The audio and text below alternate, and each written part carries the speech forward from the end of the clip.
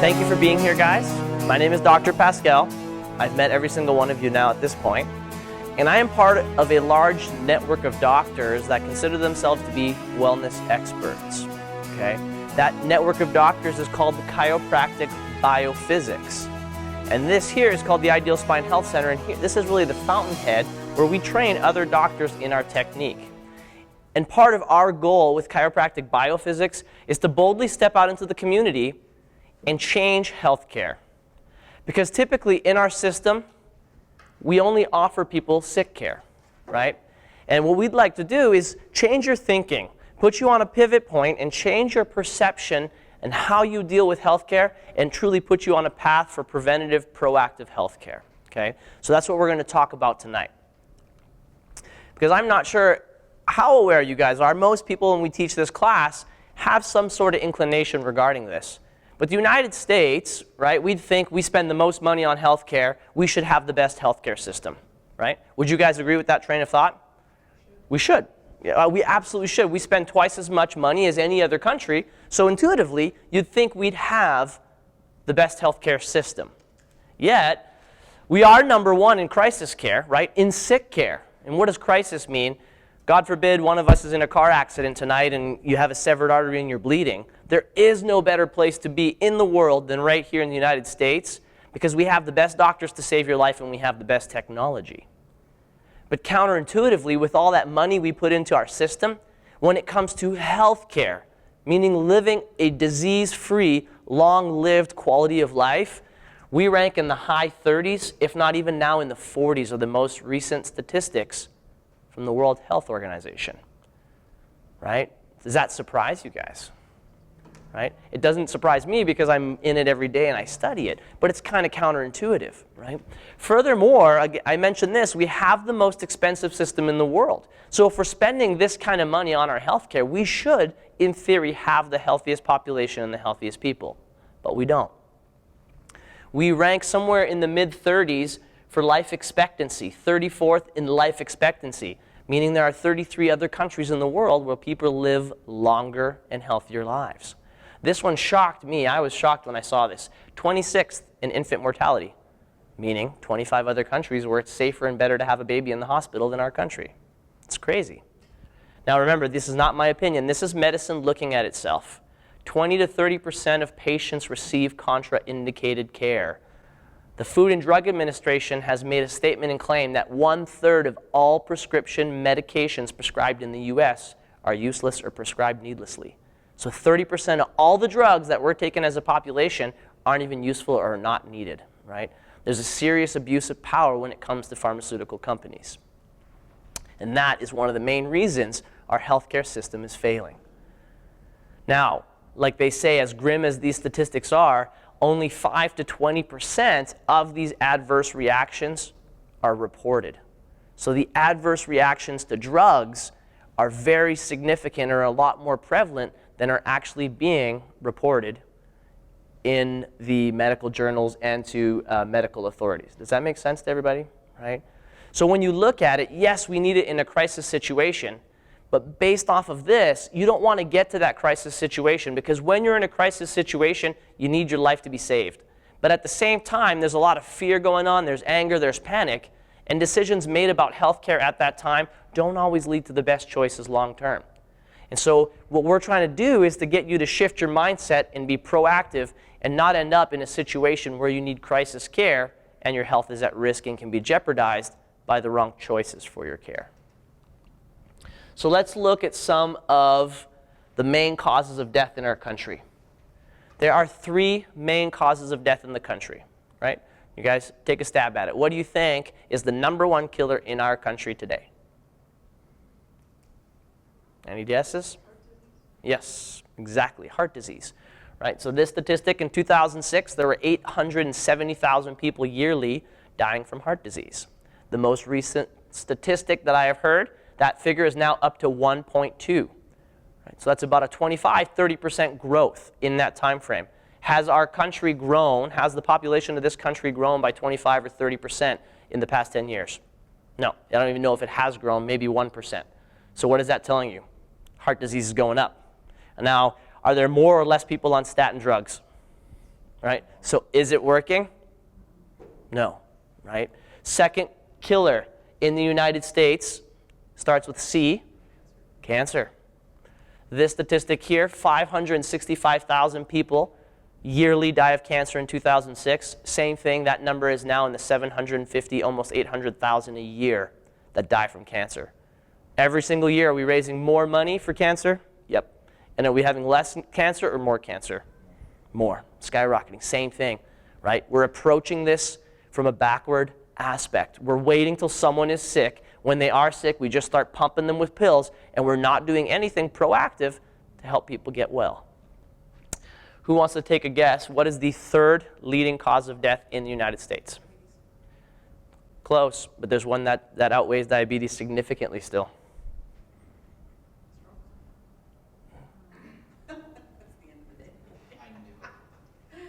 Drugs. You got it. Drugs is the number 3 killer in the United States right now, you guys. So at the end of the day, what I'm trying to get at with this message, this is not me dogging on medicine. This is all medicine internally looking at itself. The problem is we wait until someone is sick, someone has symptoms, and once someone is sick and they have symptoms, we have a pill for it, right? And then you have another pill for it, and then another symptom shows up, and then you have another pill, and we just keep adding pills on top of pills. And people get sicker and sicker and sicker, right? And then some of the leading pills that we're prescribing in our country have some of the nastiest side effects. Like for antidepressant, anti-anxiety drugs. Do you guys know what some of the main side effects are to those drugs? Sure, it could be nausea, it could be vomiting. But when you get to the larger end of the scale, you guys, it even says it on the box. Suicide, homicide. It's pretty crazy, right? And there's a very strong link between all the mass shootings, these mass murders that have happened in the United States, and some of these pills and the medications that are being given to kids and our youth. And a lot of these are needless, and they can be totally prevented by simply adopting preventative strategies and proper lifestyle habits. Okay, and that's what we're going to talk about tonight.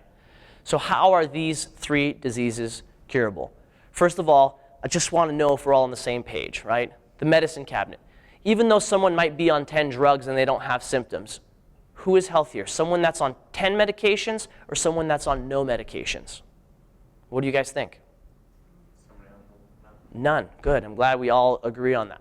0 medications, right? You want to live a life free of having to use those medications. So if you're young or if you're middle-aged, wherever you are in life, if you're starting to have those symptoms pop up and you end up going to the doctor and someone's prescribing you drugs to cover up symptoms, I can promise you if you just start taking those drugs, it's going to be one pill after the next, and you're not doing anything to actually improve your health and reverse that disease.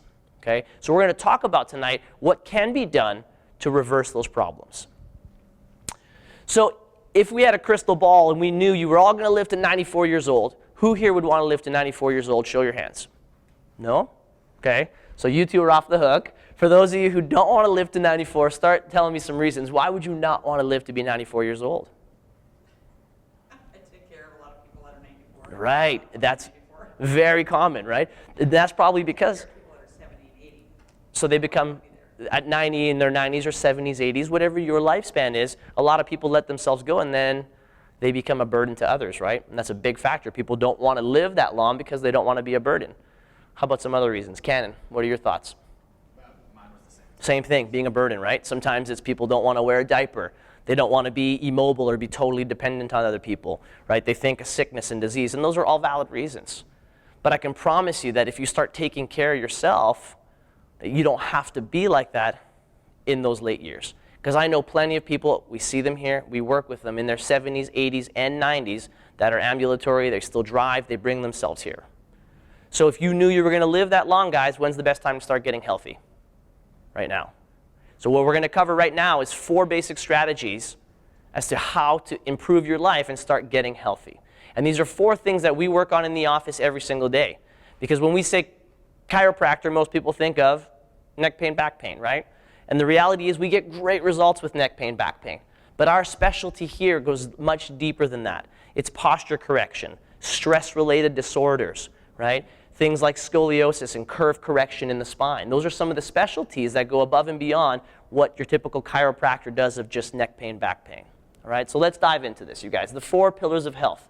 So the most important pillar of your health is right here, posture and spine, and we're going to talk about why it is so important that this organ right here functions properly for you to express optimal health. Because I can promise you, if that spine is breaking down, it's really hard to express health and live to be as healthy as you want to be and have the freedom to do the things you want to do. There are 3 other important pillars of health that fall below this that are also important to add to your life. If there was one thing that you could think of, Brian, that was important to your health, what would you suggest? Do you have any ideas as to what you think we'd need to have a healthy life? Proper nutrition. Absolutely. You cannot be healthy. Mark my words, I'm going to say it again. You cannot be healthy without having a proper diet. Most people don't realize this, but the foods you put into your mouth every single day don't only give you energy to fuel your body. It actually gets broken down, and your body uses those little components of breaking your food down, and it builds your organs out of that. So if I'm down here eating a cheeseburger and fries, my body's going to break down the cheeseburger and fries, and if I eat that repetitively over and over, because your body's always repairing and reconverting cells, over a number of years, my liver's going to be made of the cell components of a burger and fries. Not a very healthy body, or it's going to be a diseased organ system. Versus if I come over here and I have a nice green kale salad with some blueberries and some nuts, some olive oil, right? Much healthier, much more nutritious. That's going to feed my body and my internal system much better than processed food, fast food. So you can't simply just work on your spine and expect to be healthy. It's not possible. You have to include different aspects of health.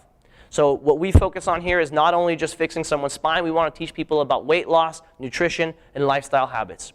So we teach nutrition workshops. We take patients to the grocery store. We teach them how to fill their carts with proper healthy foods. We have a nutrition coach who's here to help people achieve those weight loss goals, okay? So if you want to do anything with nutrition, we can help you with that as well. So that was one, nutrition, very good. How about another one? Any guesses? Exercise. You can't be healthy if you don't move your body. We also know that, right? And it's not just exercising, because we used to think exercise was for this right here, cardiovascular health. But it goes way beyond cardiovascular health.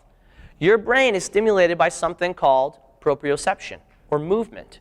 And we need it for our brains to stay active, healthy, and function properly. We know that there are 5 different senses, right? You can hear things, smell them, taste them, feel them, and see them. But the 6th sense is truly proprioception. I can't see my hand, I can't feel it, I can't smell it, I can't taste it, I can't touch it. But how do I know it's here? Right? That's called proprioception. Your body knows where your body is in space. I can close my eyes and move my arms. I know exactly what's happening with my hands because of something called proprioception. So every single joint in your body is loaded with these little nerves. And those nerves, as they move, send messages to your brain about where your body is in space. And it's really important for your brain to stay healthy and sharp to have all of those joints in your body moving. So when you do exercise, you don't necessarily have to be killing yourself throwing around heavy barbells or running marathons to get benefits out of exercise. Simply walking vigorously while swinging your arms moves a ton of joints in your body and will significantly increase proprioception and moving your body and increasing your overall health. Your joints, as they move, lubricate, and it's very healthy for them to move. So that brings us back to the spine again with movement. 90% of the proprioceptors in your body are loaded where, guys? Spine, spinal cord. So what happens if your spine is fixated, right? If the bones are misaligned and your posture is breaking down, your spine's breaking down, you're not feeding your body with proper proprioception. So not only is it going to affect the spine and possibly cause pain, it's going to affect brain patterns, it's going to affect movement patterns, muscle activity in your body. Does that make sense? So on the same lines of trying to help people with nutrition, we also teach exercise classes here. So to the average person in the public, they can pay a drop-in fee and come in and do exercise classes. But alternately, if someone is undergoing active care in our office, it's complimentary. We want to encourage you guys to move your bodies to become healthier. So if someone does active care in our office, we offer 2 classes to 3 classes a day, depending on the demand, where you can come in and train with a trainer or even train with the owner of the clinic. And we're going to teach you guys about proper functional fitness that has a spine focus to keep you stable and in proper functional movement. Okay? There's one more pillar of health that is also important to the foundation of your body. What do you guys think that would be? This is a little bit trickier one. People have sleep. Yeah, very good. Now, sleep ties into something a little bit larger that we call personal well-being. What's also been referred to as psychosocial emotional well-being. Have you guys heard those terms thrown out there before? Right? Now, what affects our psychosocial emotional well-being? Stress, relationships, right? Relationships can bring you up or they can bring you down. They can be stressful. Having to take care of people, if it's someone in your family that's getting sick and you have to take care of them, that can be stressful, right? Lack of money, debt, mortgages, a car breaking down. There are hundreds of different facets in our life that can cause us to have emotional stress. And that can affect that psychosocial emotional well-being. But if you let that stress get to you and you don't have proper management strategies, in other words, if you're not right up here, you can do all the things right in the world, you guys. You're always going to have pain or you're always going to feel sick because it starts right here. So you have to have this mindset properly. You have to have a positive a positive outlook and a positive mindset regarding your health if you really want to get well. The people who believe they can get well, work the hardest, and have a positive mindset get the best results. There's actually studies that show that. People who think they can get well get better results than those that don't, right? How do we help you with psychosocial emotional well-being? Well, first of all, you notice in the clinic here, most of us are in an upbeat, positive state of mind. We work on that as a team before every single shift, right? We do things to bring our mood up and to be positive because we know you have enough stuff out there in the world, right? You don't need to come into a low-energy environment and feel stress here. So the team here, the staff here is going to be upbeat all the time, trying to embody you with some positive energy because that does tend to wear off on people. Okay? The other thing that we're going to do is recommend proper sleep habits. You need to sleep at least, how many hours a night? 8 hours a night. That's right. Some research shows 6 to 8. I'm going to tell you the best research shows between 7 and 8 hours a night is really important to shut down stress levels and let your body repair. Okay? Now, it's not only getting 8 hours of sleep a night that's important. It really does matter what time you guys go to bed. Who knows what the ideal time to go to bed is at nighttime? It's exactly 10 o'clock. You got it, right? You want to be in bed by 10 because between the hours of 10 p.m., you guys, and 2 a.m. is when your body starts taking cortisol and it drops your cortisol levels. So what is cortisol? That's that hormone that makes us stress. So if I jump out in front of Ella and she'll get scared quickly, cortisol goes up. It's called the fight or flight hormone. It's that main stress hormone that causes us or gives us the ability to stay alive in a short-term stressful situation, which is really intelligent. Spikes your blood pressure, right? Cranks up your heart rate, takes blood away from your vital organs, sends it to your extremities. Now that's really intelligent if I need to run away from a tiger or fight someone. But if you live in that constant stress because of workplace stress, relationship stress, over time your immune system crashes and your health breaks down. So the best way to get rid of cortisol is to be in bed by 10 p.m. because between 10 p.m. and 2 a.m., your body does the best job of ridding that cortisol from your bloodstream. Does that make sense? Yes? Would that be different if you work a night shift where your circadian rhythm is turned? That's a great question. Yes and no. Ideally, the unfortunate part for people who work those types of shift jobs, it's been shown, research has shown that those people will have more health complications and a shorter lifespan. There might be a few people whose bodies can change their rhythms. The majority don't because we are programmed to really be diurnal beings and not nocturnal. There are some, though. There is some research. I'm not too familiar with it. But most people who do have to work those shift jobs and be up all night do have lower health and suffer from more types of stress-related disorders because of that. Okay, very good question, though. So unfortunately, some people, because of their jobs, they're stuck with it. Now, the other thing between 10 p.m. and 2 a.m., your body produces something called growth hormone. Growth hormone is the youth hormone, right? Everybody wants to stay young, look young, feel young. Well, growth hormone, your body produces it naturally. If you live in Hollywood, you can get it probably on the street corner, pump it into your veins. It makes your skin look really young at 70. You look better than I did at 25. But at the end of the day, your body produces it naturally. And it produces it most between, again, guess which hours? 10 p.m. to 2 a.m., right? So can you see why it's really important to try and get to bed between those hours? Does that make sense? All right, so we've got our 4 pillars of health. Diet and nutrition, consistent exercise, and trying to have the proper mindset and a good social and well-being environment. So let's talk about the most important one, which is this guy right here. Now, everybody knows that a spine from the front should be perfectly straight. If it's not perfectly straight, if it's twisted, there's a problem, yes? So what should posture look like? If someone's spine is like this is what someone's posture should appear like from the front. So in other words, I cannot have a kinked spine, shifted or twisted spine without seeing any abnormalities in someone's posture. So the posture is the window to your spine, and that's where we begin. We analyze someone's posture to see if there might be some underlying areas of spinal damage compromising the nerves. So if someone's spine was perfectly straight, this is what their posture would look like again. So we would start at someone's feet, and we'd put a dot right at the center of both feet. We bisect the feet. And then we're going to look at the pelvis.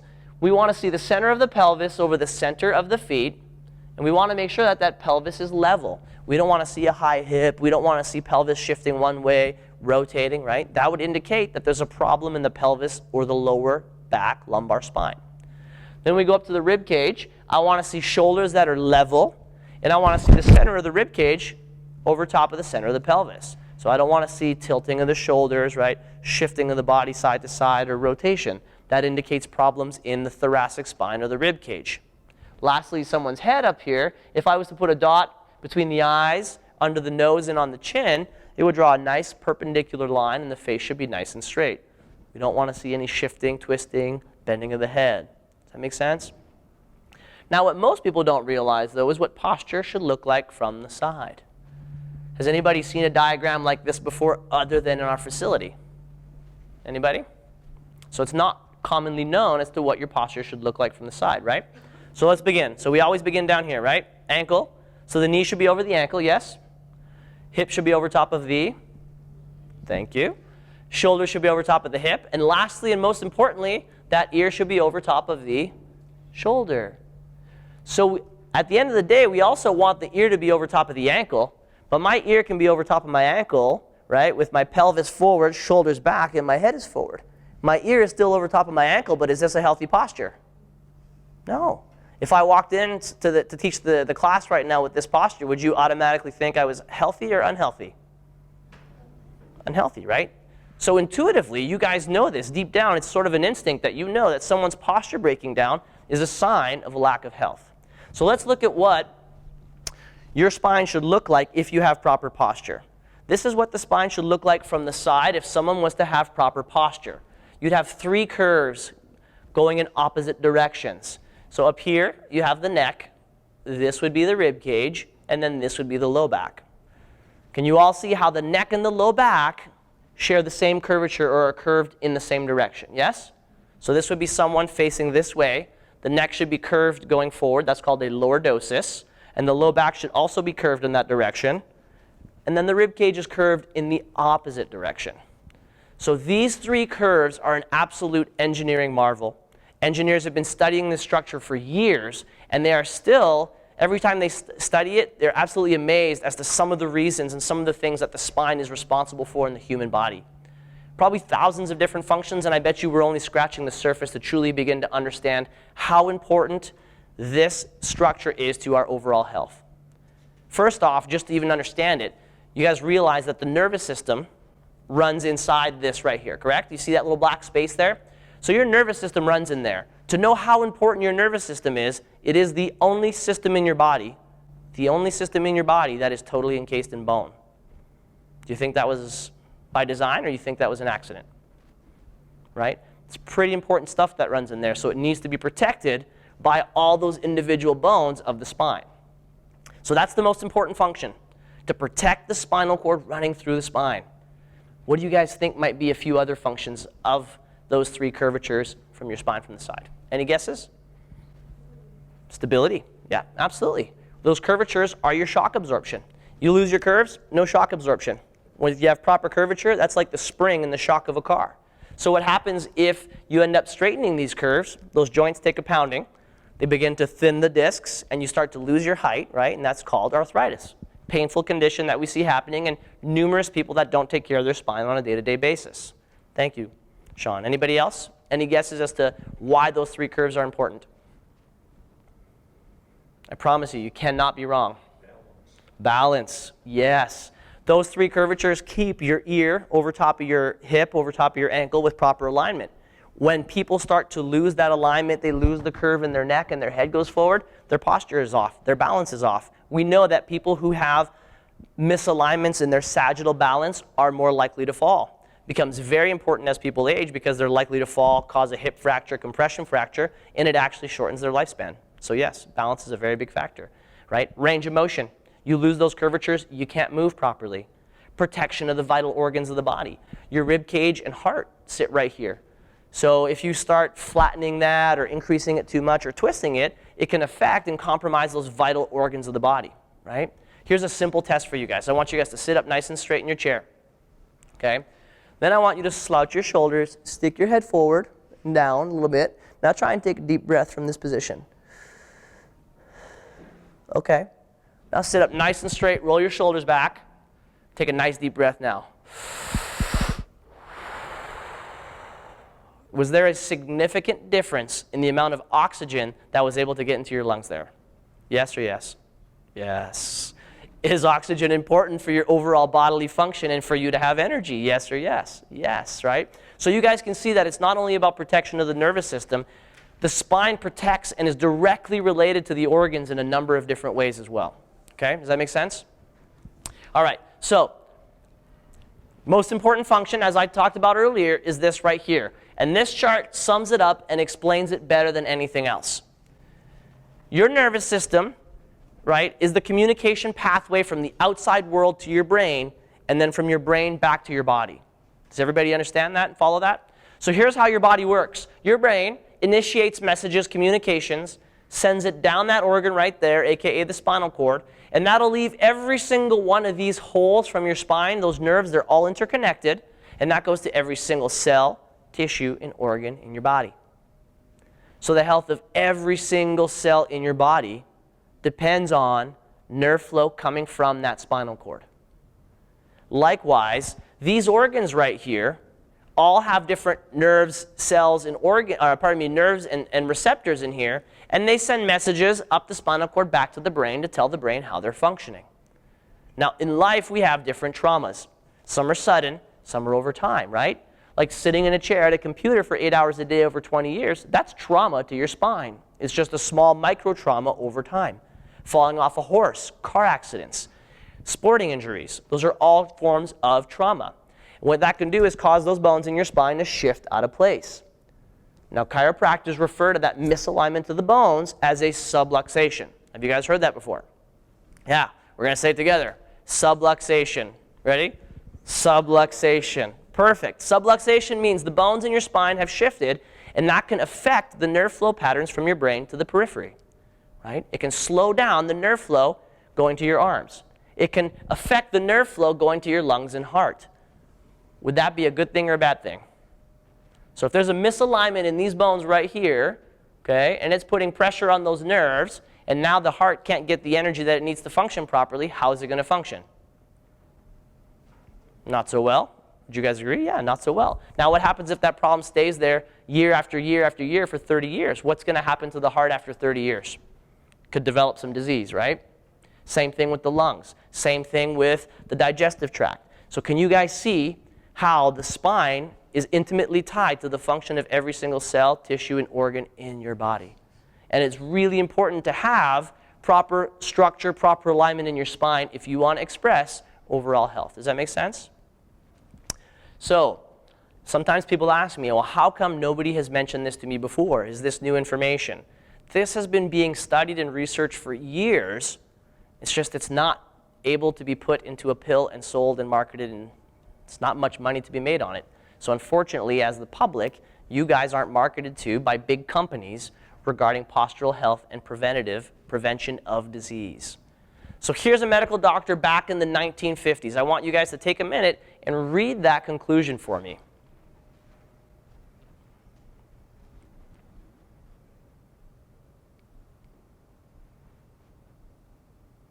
As well as a shortened lifespan. Pretty powerful conclusion, right? Now, had we not just covered all that information and broke it down, and I was just to put that slide up and have you guys come into the room and you read that, would you believe that? If you would believe that, put your hand up for me. Okay, so one person would have believed it. The rest of you wouldn't believe it, right? And that makes sense. I think if I had just been shown this slide without knowing that information, I wouldn't believe it either. But now that we've covered that information and you understand the intimate relationship between organ health and the spine and spinal cord, does that make sense? Yes. So now we also know that it's not only visceral organ problems, it can affect, we talked about this is saying how misalignment of the bones and whole curves leads to advanced degeneration of the bones, right? You'll end up getting more DJD or arthritis in the joints of the spine because of those misalignments and that abnormal wear and tear on your spine over time. So this is a diagram showing all the ways that your head can move relative to your rib cage. I want you guys to take something away tonight. I want you guys to start noticing this in your own posture, your friends, your family, loved ones, truly, because some of these postural problems are becoming an epidemic. Specifically, this one right here. What has her head done relative to her shoulder, guys? It's forward, right? How many times do you guys see people like this on a day-to-day basis? A lot? I'm going to say, if you pay attention properly, 90% of the people you're going to come into contact with on a day-to-day basis have this posture right here, okay? If we went back 50 years, 20% of people would have had this posture. So tell me why, guys. Why is this becoming an epidemic in today's society, and we're seeing this in 10-year-olds, 12-year-olds, even little kids? Texting, computers, right? The age of technology. Kids going to school with really big backpacks, pulling them forward, head going forward. I mean, we see kids on iPads and cell phones in here at 4 years old, 5 years old, right? It's a great way to keep a kid entertained. I understand. Not judging, just you're going to have to be, as a parent, teach your kid proper ergonomics, because if not, over 15 years, they're going to end up with that posture right there. 5,000 hours a year. 5,000 hours a year is the amount of time the average teenager spends in this posture right here on their cell phone. Is that crazy? 5,000 hours a year. So this is truly starting to break people's health down on an epidemic scale. So start paying attention to that, and pay attention to it in your own self, in your posture when you're doing things. Right? You're walking around texting on your cell phone. I don't know why we're always down here. You got to get in the habit of holding your phone up here, right? If you're working at a computer, you shouldn't be working down here. You need to be looking up at a computer screen. Does that make sense? So let's move to the rib cage. When someone's rib cage is analyzed, it's analyzed relative to their pelvis. So this is just a fancy diagram showing you all the ways that someone's rib cage can shift relative to their pelvis. Now, a really important one I want you guys to understand is this one right here, because it is common. And June is coming up, and it is Scoliosis Awareness Month. So our clinic is doing a push to help do some scoliosis screening to detect it early in young adults, kids as well.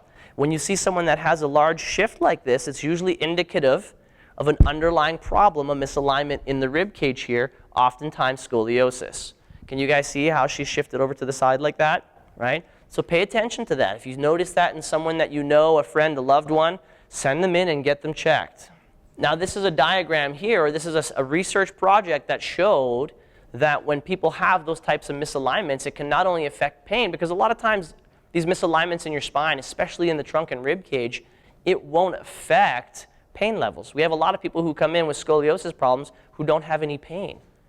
But believe it or not, it goes deeper than that, and it will still affect the psychology. So research shows that people that have these types of deformities oftentimes don't have as high of a satisfaction in life, or can have a lower self-image, or might not be as happy because of these types of deformities, right? So this doesn't always have to do with pain, you guys. So just keep that in mind, that your spinal health has a lot more to do with just pain, okay? Lastly, the pelvis relative to the feet. Well, here's a very common one. If I put a dot on her pelvis there and we go down to her ankle, can you guys all see, if I stand like her, how her pelvis is shifted forward of her ankles?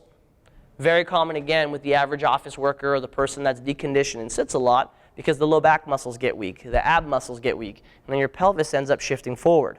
This is a very, very common posture with someone coming in with chronic low back pain. They have no back stability, right? And if I have this posture, can you guys see how I'm just constantly compressing those lower discs and joints in my back, right? Very, very common posture with someone that sits all day. All right, so there's your lesson on posture. I'll get back to this a little bit later. I'm actually going to talk about her case.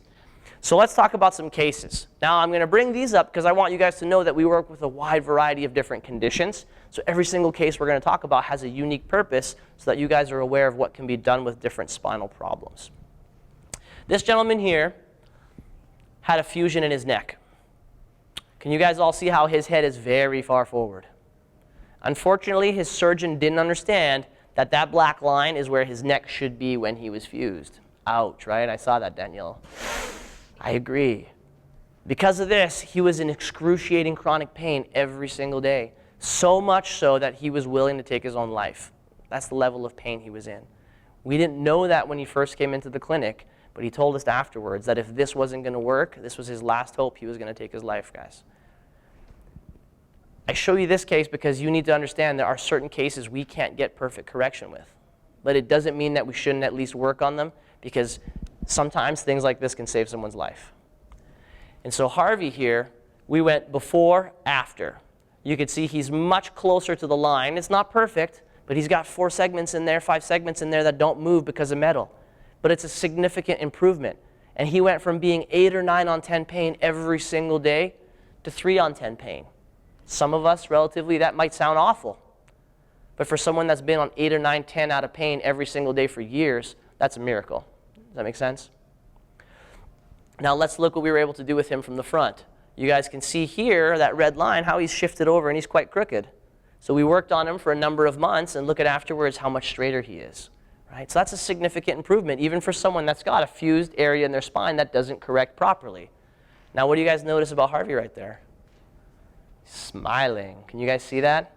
Probably the first time he had been smiling in months, or maybe even years. So just because someone has had a spinal fusion, or someone has an area in their spine that might be difficult to fix, it doesn't mean that they're not a candidate for care. Sometimes those are the patients that need care the most, okay? Little children, Margaret. Oftentimes people don't understand why a child would need chiropractic care. Have you ever heard of that before? Anybody ever heard that misconception? We get it all the time. You guys actually see babies here. Why would you have to see a baby? Why would a baby need care? Well, if a kid comes in and they got a neck that looks like this, it's straight and it's actually going the wrong way, those are very sick children. So how your child's spine is developing right now, especially at 4, 5, 6 years old, that's setting the foundation of their health for the rest of their life. And so if someone's neck is like this, it's putting pressure on the brain stem right at the base of the spinal cord. And commonly those kids will end up having chronic ear infections. Have you all known a child that has had numerous ear infections? And the answer is more antibiotics, more antibiotics, more antibiotics. Yet after a while you start wondering, why are they developing an antibiotic resistance? The answer is not more antibiotics, guys. The answer is there's a problem in the neck affecting the nervous system, and those ear tubes can't drain. So they get chronic ear infections. Headaches, neck pain. Should a 6-year-old or a 7-year-old kid have headaches and neck pain? Not unless you believe that we were designed to be diseased and not healthy, right? But little kids should not have headaches and neck pain. So why do kids have trouble sometimes? The birthing process. Not every birthing process is smooth. We've decided, for some reason in North America, that it was wise to have females give birth on their back. Makes no sense because it takes away the ejection reflex. Your body has a natural ejection reflex to try and help the fetus with gravity. So the natural position for a mother to give birth would be in a squatting position or hanging on to her spouse. You know, we do water births now. That's nice because it takes gravity out of the way and they can still be in a leaned position. But laying on their back is crazy because now the canal is actually pointing upwards and the baby has to come out uphill. So we have to pull on the little neck, sometimes up to 125 pounds of force on a little neck that's never seen gravity, right? That's probably twice as much force as we'd ever put on someone's neck for an adjustment. So do you think that can do some damage to the upper cervical spine for a little child? Yeah. So do you think if they've had a difficult birth, it might be a good idea to get them checked and see if there's some sort of misalignment developing in their neck at a very young age? Yes. Little kids, this is also very common. I've seen this a number of times now in this clinic. Does anybody know what nocturnal enuresis is? Bedwetting, that's right.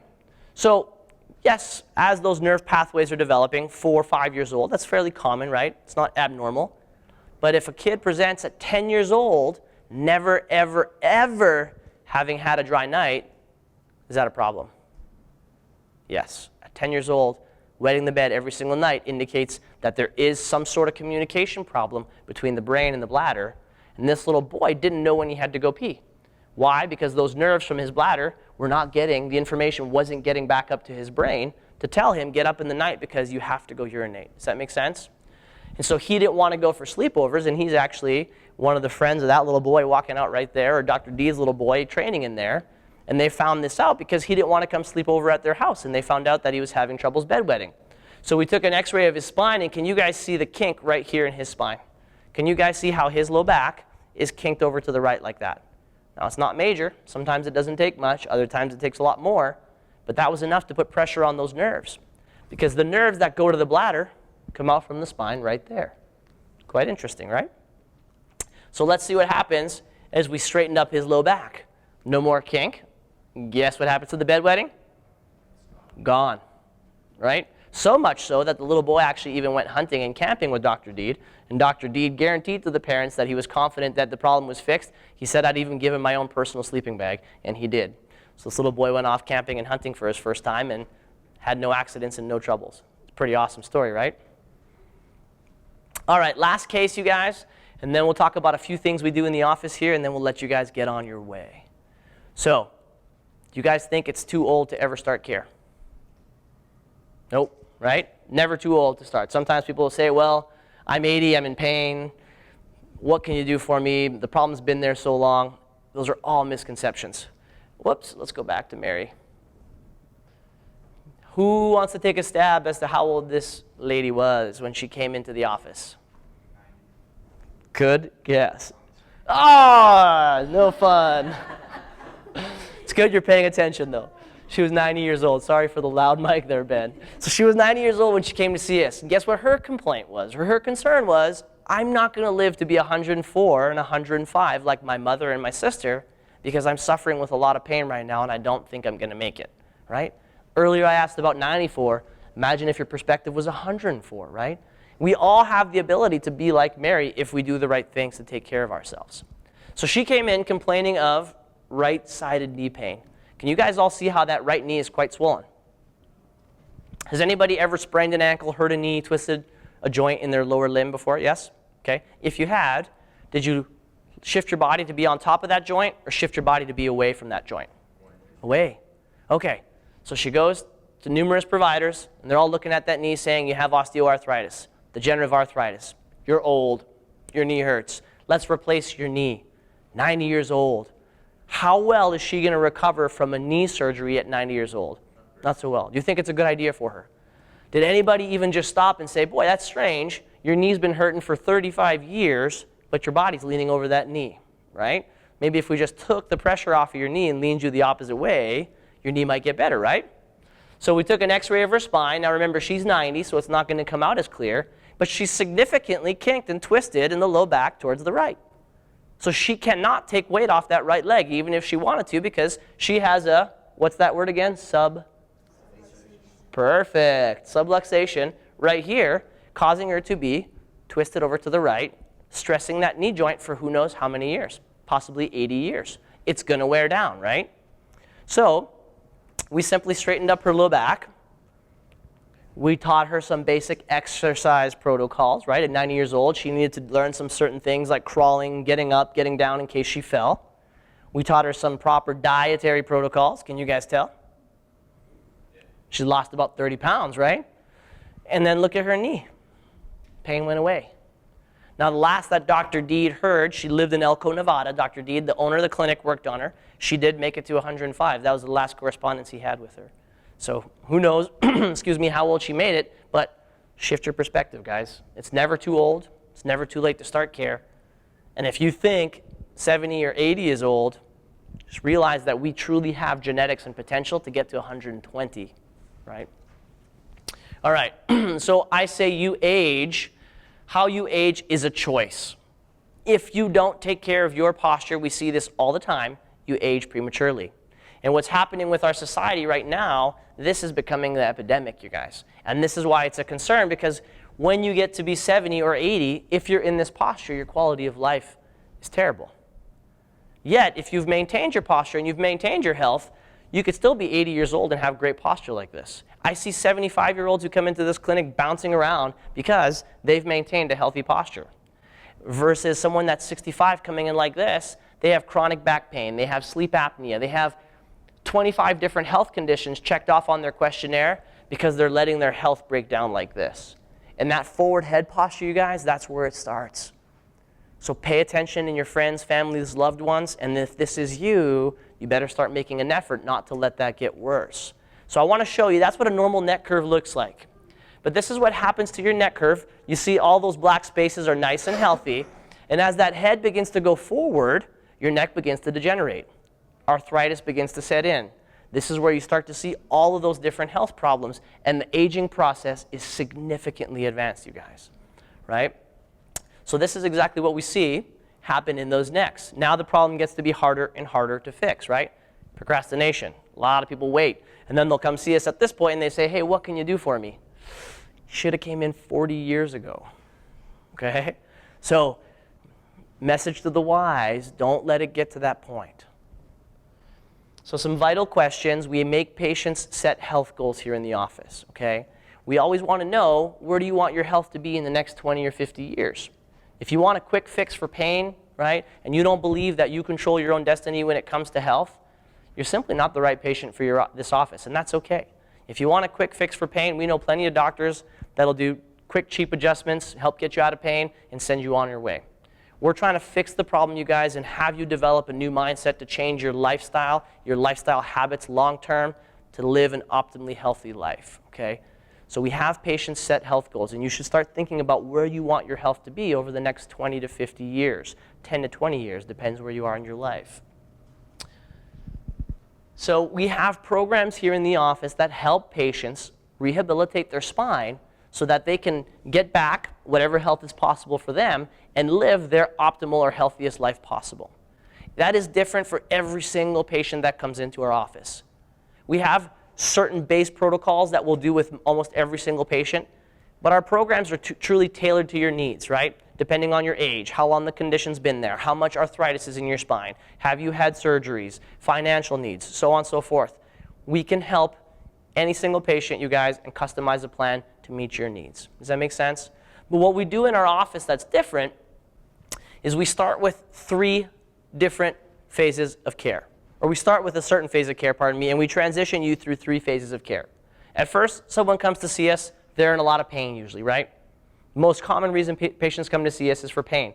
If someone's in a lot of pain, we can't really start remolding your spine into that healthy position until we get you out of pain.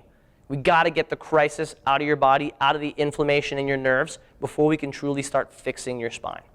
This lasts anywhere from 1 visit if you're not in much pain to 24 visits if you're in a lot of pain, right? Depends on the patient. But once you're out of pain and your spine is moving well, then we're going to move you into something called posture and spinal rehabilitation. Now, if you've been in the x-ray room, if you've taken x-rays, you've seen the red line, green line, right? Simple way to put it, we take the red line where you are, and we try and get you as close to that healthy green line as possible. Once we get you to 90%, so within 90% of that green line, your spine is stable. Once your spine is stable, you really don't need to do much anymore. It's going to stay stable over time. We've researched it, we've re-x-rayed patients long term, and we know that if we can get your spine to that point, you are stable and healthy for life. If we can't get you to 90%, sometimes there are limitations to matter. We're going to keep working on you until your spine stops moving.